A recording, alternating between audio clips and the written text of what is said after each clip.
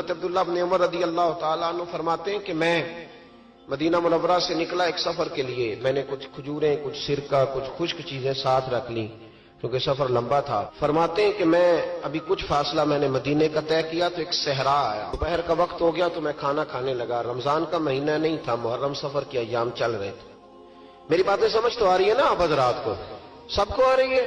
اللہ آپ کو جزا عطا فرمائے. کہتے میں دوپہر کے کھانے کے لیے وہاں رکا. میں نے وہ کھجوریں نکالی، سرکہ نکالا، کھانے لگا تو ایک چرواہا بکریاں چراتا چراتا آ گیا. وہ نوجوان تھا، اس کے چہرے پر میں نے بڑی روشنی دیکھی. غریب آدمی تھا، بکریاں چراتا تھا. ہم لوگ بھی جب کھانا کھانے بیٹھتے ہیں تو کوئی آ جاتا ہے تو اس کو دعوت دیتے ہیں، بھئی آ جا تو بھی کھانا کھا لے. کہتے میں نے اسے کہا کہ میاں آ جا روٹی کھا لو.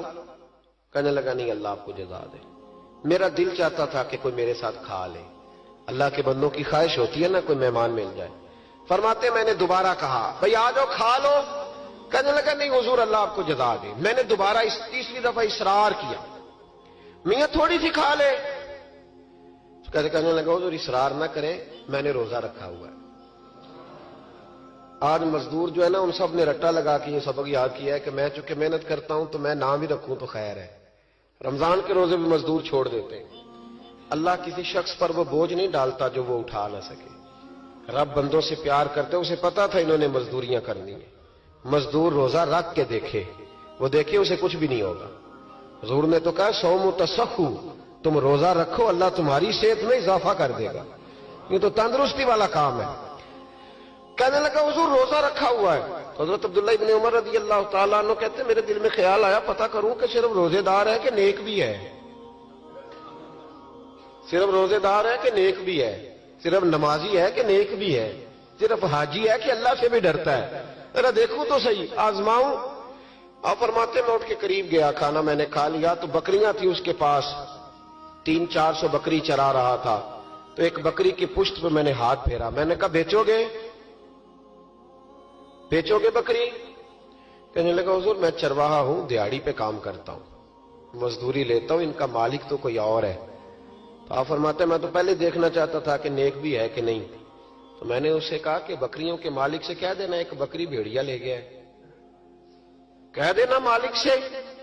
تو آپ فرماتے جب میں نے اسے دیکھا نا تو غریب تھا، پھٹے ہوئے کپڑے تھے. دامان توکل کی یہ خوبی ہے کہ اس پر پیوند لگے ہوتے ہیں پر دھبے نہیں ہوتے.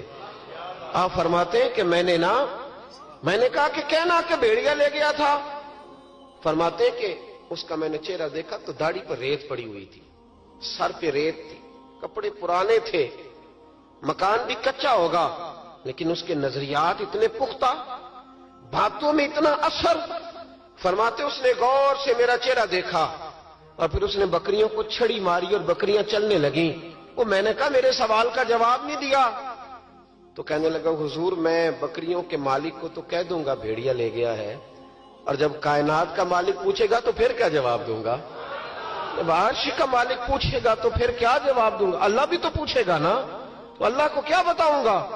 حضرت عبداللہ ابن عمر رضی اللہ ایک تقریر ہوتی ہے، میں لچھے دار خطاب کروں گا، میں بڑا زبردست اثر ڈالوں گا. آپ او بھائی زیادہ انقلاب تو عمل سے آتا ہے، زیادہ انقلاب تو عمل سے آتا ہے، زیادہ تو 2 منٹ میں لوگ انقلاب. حضرت عبداللہ ابن عمر کہتے ہیں اس نے کوئی تقریر نہیں کری. تقریر بھی اثر کرتی ہے، اس کا بھی فائدہ ہوتا ہے، یہ بھی دل صاف کر جاتی ہے، اس میں شک نہیں. لیکن جو عمل کے ساتھ تاثیر ہوتی ہے اس کا تو حسن ہی نرالا ہے. بات جو دل سے نکلتی ہے اثر رکھتی، پر نہیں طاقت پرواز مگر رکھتی ہے. تو کہتے وہ ایک جملہ اس نے کہا کہ اللہ پوچھے گا تو کیا جواب دوں گا. تو آپ فرماتے میں کانپنے لگا. حضرت عبداللہ ابن عمر، اور یہ وہ شخص ہے جن کو نبی پاک نے کہا راجل صالح. عبداللہ بن عمر نیک آدمی ہے، حضور نے کہا نیک آدمی ہے. حضرت عبداللہ ابن عمر کہتے میرے وجود کے رونگٹے کھڑے ہو گئے. میں سفر پر نہیں گیا بلکہ میں وہیں سے واپس ہو لیا اور میں سیدھا اس شخص کے میں نے مالک کا پتہ کیا کس کی بکریاں چراتا ہے. فرماتے میں نے معلومات کر کے پہلے وہ غلام خریدا، پھر وہ 400 کے لگ بھگ بکریاں خریدیں، پھر میں نے اسے بلا کے وہ بکریاں تحفے میں دیں.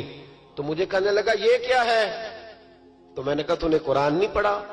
اللہ سورہ طلاق میں فرماتا ہے کہ تم مجھ سے ڈر جاؤ میں ہر مشکل سے نکلنے کا تمہیں راستہ دے دوں گا. وَيَرْزُقْهُ مِنْ حَيْثُ لَا يَحْتَسِبُ, اور تمہیں وہاں سے روزی دوں گا جہاں سے تمہارا کبھی گمان بھی نہیں گیا ہوگا. فرمایا تو چونکہ اللہ سے ڈرتا تھا تو یہ رب کریم نے تجھے روزی عطا فرمائی ہے. یہ بکریاں اب تیری ہیں,